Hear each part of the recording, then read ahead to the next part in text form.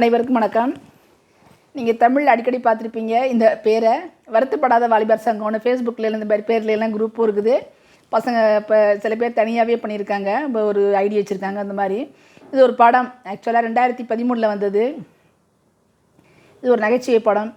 இதில் வந்து இதோட இயக்குனர் பொன்ராம் ரொம்ப நல்லா சூப்பராக பண்ணியிருந்தார். ஸ்ரீதிவ்யா ஹீரோயின், இவர் சிவகார்த்திகேயன் ஹீரோ, சத்யராஜ் ஸ்ரீதிவ்யாவோட அப்பா, சூரி வந்து ஃப்ரெண்டு. இந்த வருத்தப்படாத வாலிபர் சங்கம்னு ஒன்று ஆரம்பித்து இவங்க என்ன பண்ணுவாங்க, கிராமத்து திருவிழா போதெல்லாம் டான்ஸ் ஆடணும்னு சொல்லி டான்ஸ் ஆடல கூப்பிட்டு வரணுன்னாக்க, இல்லை நார்மலான இதுதான் நடக்கணும், இயல் இசை நாடகம்னா நார்மலாக நடக்கணும் பாரு சத்யராஜ், இல்லைன்னு சொல்லி டான்ஸர்ஸ் குரூப்பை கூப்பிட்டு வந்து இவங்கெல்லாம் ரொம்ப ஆட்டம் போட்டுட்டு இருப்பாங்க. கிராமத்தில் நடக்கிற அலப்பறைகள்லாம் நல்லாயிருக்கும். இவங்க ஒரு சங்கம் வச்சு அதன் மூலமாக இது பண்ணிகிட்டு இருப்பாங்க.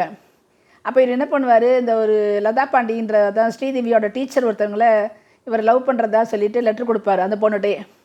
அந்த பொண்ணு போய் கொடுத்தோம்னா அவங்க வந்து எனக்கு மேரேஜ் ஆக போகுதுன்னு அவரை டாட்டா காமிச்சிட்டு போயிடுவாங்க. அவங்க கடைசியாக அவர் லதா பாண்டி ஒரு செக்ஷனில் பார்க்கும்பொழுது ஒரு கல்யாணத்தில் புடவை கட்டிகிட்டு வருவா. அப்போ அவளை பார்த்து லவ் பண்ண ஆரம்பிச்சிருவார். அப்போ அந்த சூரி கோடி அவர் பேர், இவர் பேர் போஸு. இவங்க ரெண்டு பேரும் அந்த ஒரு கல்யாணத்தில் வந்து நீ என்ன லவ் பண்ணுறேன்னா இப்போ நான் வந்து மாப்பிள்ளைக்கு தோழனா போகிறேன், நீ பொண்ணுக்கு தோழியாவா, நம்ம ரெண்டு பேரும் சேர்ந்து போய் மேட்சாக இருக்கலான்ட்டு. அப்போ அவங்க அம்மா வந்து இவ லவ் பண்ணுறதை கண்டுபிடிச்சிடுவான்னு சொல்ல மாட்டாவ, கண்டுபிடிச்சிடுவாங்க ஸ்ரீரஞ்சினி.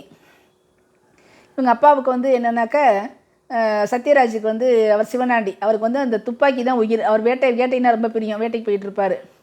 அந்த துப்பாக்கி வந்து என்ன பண்ணுவாங்கன்னா, இவங்க ரெண்டு பேரெலாம் சேர்ந்து அவர் வந்து இப்போ திருமணம் செஞ்சு தரமாட்டேன் என் பொண்ணெல்லாம், இவன் ரொம்ப எப்போ பார்த்தாலும் என் கூட போட்டிக்கே வர்றான், ஜல்லிக்கட்டாக இருக்கட்டும், ஒரு ஒரு கோவில் திருவிழாவாகட்டும், எல்லாத்துக்கும் இவனே வந்து குறுக்க வந்து நிற்கிறான், அதனால் தரமாட்டேன்னொன்னே அந்த விளம்பர பலகையில் என்ன பண்ணுவாங்க, இவங்க ஏதோ பண்ண மாதிரி போஸ்லாம் போட்டு அந்த கல்யாணத்தில் வச்சுருவாங்க. அந்த துப்பாக்கி வச்சு போஸ் கொடுத்து அவர் துப்பாக்கியை திருடிட்டு வந்து ராத்திரி அவர் தூங்கும் பொழுது அவர் அதை வச்சு தான் பண்ணுறாரு. அந்த துப்பாக்கி ஆனோன்னு அவர் கடந்து ரொம்ப கஷ்டப்படுவார்.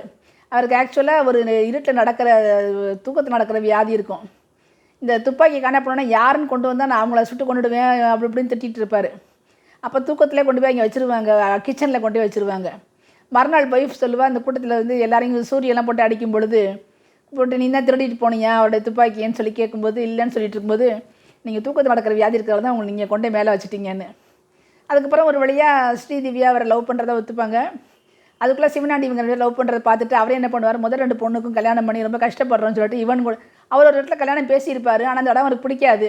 ஆனால் அதனால இவனே பரவாயில்லன்னு முடிவு பண்ணி இவன் வந்து ஒரு கிணத்துக்குள்ளே விழுந்த மாட்டை வந்து காப்பாற்றுவாங்க. இவரும் இவருடைய அப்பாவும், யாருக்கண்ணன் அவரும் இவங்க அப்பாவும் சேர்ந்து, அவன் அப்பாவே நல்லா ஹெல்ப் பையனோட ஃப்ரெண்ட்லியாக இருப்பார்.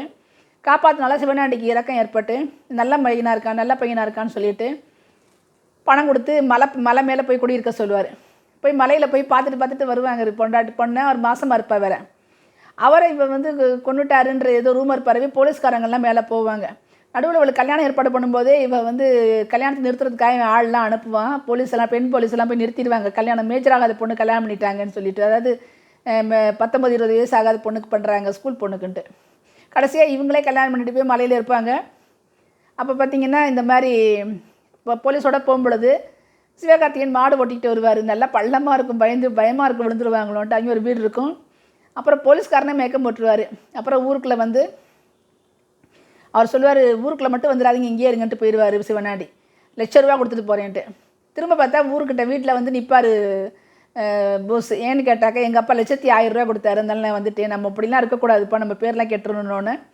அப்புறம் கிராமத்துக்கு வந்து திரும்பி வந்துடுவாங்க, நல்லா ஒத்துமையாக இருப்பாங்க. அப்போ அவர் சொல்லுவார், இந்த முதல் ரெண்டு மாப்பிள்ளைக்கு நான் நிறைய பணம் கொடுத்து பண்ணி கடைசியாக இப்போவும் நான் தான் அவங்களுக்கு செலவழிச்சிட்ருக்கேன் அப்படின்னு சொல்லுவார். இதில் போஸாக இவர் சிவகார்த்திகேயன் ரொம்ப அளப்பறையாக பண்ணியிருப்பார். நல்லாயிருக்கும். எங்கே ஃபஸ்ட்டு நடித்த படங்கள் போல் இருக்குது. சூரியன் நல்லா கோடின்னு சொல்லிட்டு நல்லா காமெடி. ஸ்ரீதிவ்யா ரொம்ப ரொம்ப அழகாக இருப்பாங்க. ஸ்ரீரஞ்சனியும் ரொம்ப அழகாக இருப்பாங்க. வழக்கம்போல் சிவனாண்டியாக சத்யராஜ் நல்லா லொல்லு பண்ணுவார். நல்லாயிருக்கும். அவருடைய ஒரு ஆளுமை வந்து அவருடைய ஆளுமை நல்லாயிருக்கும் அந்த படத்தில். இந்த படம் பூராவுமே ஒரு ஜாலியாக நாங்கள் ஃபுல்லாகவே விடாமல் என்ஜாய் பண்ணி பார்த்தோம். ரொம்ப நாள் கழிச்சு ஒரு நல்ல படம் பார்த்தோம். அது பழைய படம்ன்றதே தெரியாமல் அந்தளவு நல்லா தான் யதார்த்தமாக இருந்துச்சு, நல்லா ரசிக்கும்படியாக இருந்துச்சு. நன்றி.